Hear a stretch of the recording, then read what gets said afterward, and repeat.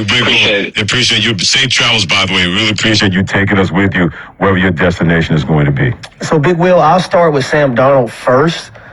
He's going to a new organization, the Seattle Seahawks. Now, one of the reasons why he made that decision is because the offensive coordinator now for Seattle is Clint Kubiak. And he was able to be with Clint Kubiak when he was a backup for the San Francisco 49ers. So it's a system that's kind of similar to what he ran with the Minnesota Vikings. He was also with Clint, like I mentioned, when he was in San Francisco. But the weaponry is different in who you're going to be throwing the football to. Sure. Versus what you had when you were the quarterback for the Minnesota Vikings. Now, Cooper Kupp, he's a savvy veteran, but Cooper Kupp is not Justin Jefferson. Jackson Smith and Jigba, Jackson Smith and Jigba, he is a young, promising wide receiver, right? But I'm not going to say he's a Justin Jefferson. And Jordan Addison from Minnesota, he isn't too shabby himself.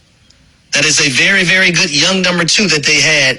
And then I also mentioned that they had a T.J. Hockenson, right? Yeah, that's pretty good tight end. A tight end.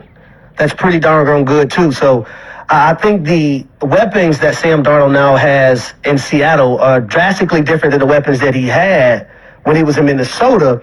But he's still going to be comfortable because he's with an offensive coordinator, a coach that he was with previously with San Francisco. Sean and OHIO. Sean, which NFL quarterback will we talk about the most this season and why? We're going to talk about Shedeur Sanders. Not because of his play on the field, but every team that passed up on him, every time their quarterback has a bad game, we're going to sit back and be like, man, I bet that team wished they drafted Shedeur Sanders when they had the chance.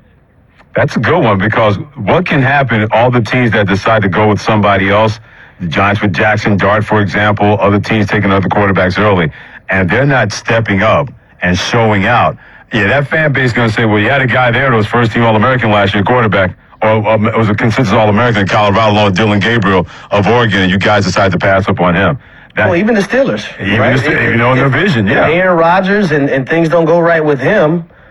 You know, the amount of times that they passed up with the ability to draft Shedeur Sanders, like that could be brought up as well. Yeah, Cleveland Browns have had 40 different starting quarterbacks since 1999. Joe Flacco's about to be their 41st different starting quarterback. What did you say? It's Cleveland.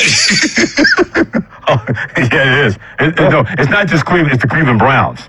Let's not put that in the whole city. You're right. I'm sorry, Cleveland. Cleveland folks. Cleveland, great city. Browns, quarterback development, not so good.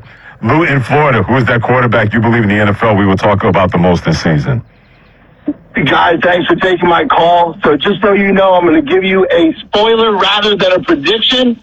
This is finally the year of Trevor Lawrence. Ooh. Praise the culture God. has changed.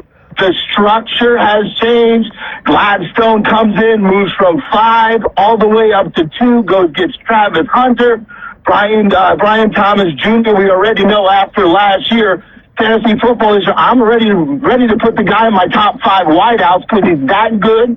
Bring over De'Ami Brown from Washington. Now you bring Liam Cohen, who put Baker on the map under Trevor. No more Peterson handing out ice cream. No more Urban Meyer getting lap dances, guys. This is the year the Jaguars take over the AFC South.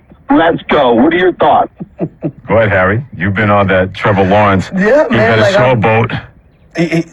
Trevor Lawrence, I believe it was 2021, was the number 1 overall pick. And has yet to play like the number 1 overall pick. But yet he's making $55 million a year. Now, as a former player, let me say this, y'all. I'm talking from an analyst right now, okay? Former player, Harry. Hey, Trevor Lawrence, get all the money you want, young man. I want you to get paid. Now, let me go back to analyst, Harry. At some point, you gotta show something for it. Like, you can't lead 2 years ago your team to an 8-3 record and then be inconsistent and finish 9-8 and your team lose the division to the Houston Texans.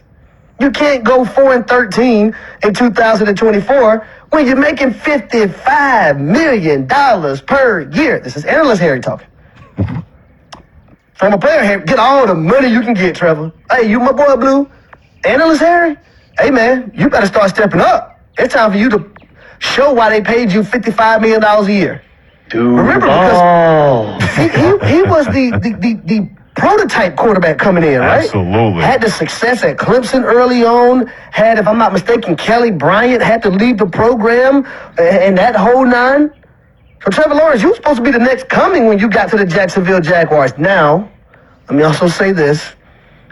Didn't have the best coach. No, not first year few one. years, Yep. But, that's a story for another day. But if this doesn't work out with head coach Liam Cohen, you're going to tell me we're not going to start putting all the blame on Trevor Lawrence? Because if they get rid of him, this will be the fourth head coach. Or are the Jacksonville Jaguars going to say, you know what, we're going to get rid of Trevor Lawrence before we get rid of this coach? Because there's a consistent pattern going on here. Liam Cohen can dial up plays. Ask Baker Mayfield when they were together. He, the OC, Baker Mayfield, the quarterback. Could be the best thing for Trevor Lawrence to not have to hear that with a guy that can call plays and take advantage of his skill set that we know is there but have not seen consistently to the talent of Trevor Lawrence in Jacksonville. Keep weighing in. Who is that NFL quarterback we're going to talk about the most this season? Can't wait to continue to hear from you at 888-SAY-ESPN. 888-729-3776 is the afternoon crew known as Freddie and Harry. He is Harry Douglas. I am Freddie Coleman. And when it comes to quarterbacks and Harry Douglas's team, the word misled became prevalent courtesy of Kirk Cousins. I'm going to tell you exactly why he's 100% wrong and why Harry Douglas will agree. This is ESPN Radio and the ESPN app. Hey, it's Michelle Smallman, and coming up